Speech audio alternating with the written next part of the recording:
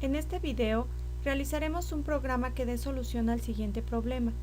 Se imprimen los números impares menores a un número positivo proporcionado por el usuario. Si el usuario teclea un número 10, se imprimirán los números 1, 3, 5, 7 y 9. A continuación diseñaremos el diagrama de flujo del algoritmo. Se comienza con la palabra inicio. Posteriormente se lee el valor de la variable número. Se evalúa si el contenido de la variable número es menor a 10. Si lo es, se imprimirá un mensaje de error indicando que tan solo se permiten números positivos. Y se solicita nuevamente la lectura del número. Si por el contrario el contenido de la variable número es mayor o igual a 0, se inicializan las variables factor y contador con el valor de 1. Posteriormente se evalúa si el contenido de la variable contador es menor al contenido de la variable número. Si lo es, se imprime el valor de la variable contador. Se incrementa en 2 la variable contador. Y se vuelve a evaluar la condición si el contenido de la variable contador es menor al contenido de la variable número. Si no lo es, se termina el ciclo y el algoritmo. Una vez obtenido el diagrama de flujo del algoritmo, es muy sencillo obtener el pseudocódigo. Comenzamos con la palabra inicio. Se inicia el ciclo con la palabra repite. Como parte de las sentencias del ciclo, se inicia leyendo e inicializando el contenido de la variable número. Posteriormente se evalúa si el contenido de la variable número es menor o igual a 0. Si lo es, se imprime el mensaje de error solo números positivos. Se concluye el ciclo con la palabra mientras y entre paréntesis la expresión que será evaluada para determinar si el ciclo continúa con la siguiente iteración o no. En este caso, la condición a evaluar es verificar si el contenido de la variable número es menor o igual a 0. A continuación, se crea un nuevo ciclo con la palabra desde y se especifica la expresión de inicio, que en este caso se inicializa a la variable cont con un valor de 1. Posteriormente se especifica la condición que será evaluada para determinar si el ciclo continúa con su siguiente iteración o no. En este ejemplo, el ciclo será ejecutado mientras el contenido de la variable cont sea mayor o igual al contenido de la variable número. Se incrementa en 2 el contenido de la variable cont. Se imprime el valor almacenado en la variable cont y se concluye con el ciclo desde. Por último, se termina el pseudocódigo con la palabra fin.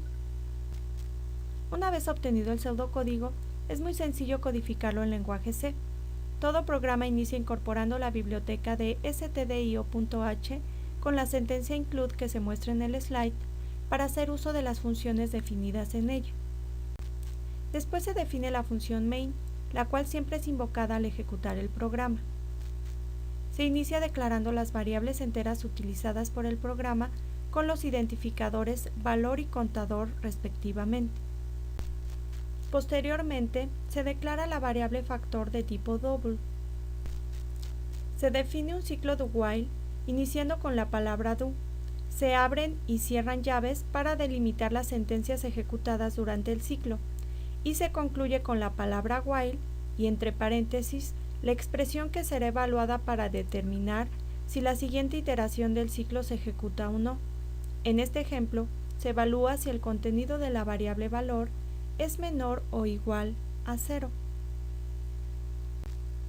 Como parte de las sentencias que serán ejecutadas en cada iteración del ciclo, se inicia invocando a la función printf para imprimir el mensaje número . A continuación se invoca la función scanf para leer los datos que el usuario introduzca desde el teclado. Se especifica como primer argumento un %d para indicar que el dato se almacenará como un valor de tipo entero dentro de la variable valor definida como segundo argumento de la función. Es importante notar que la variable hace uso del operador ampersand para obtener la dirección de memoria de la variable e indicarle a la función scanf que el valor obtenido desde el teclado sea almacenado en dicha dirección de memoria.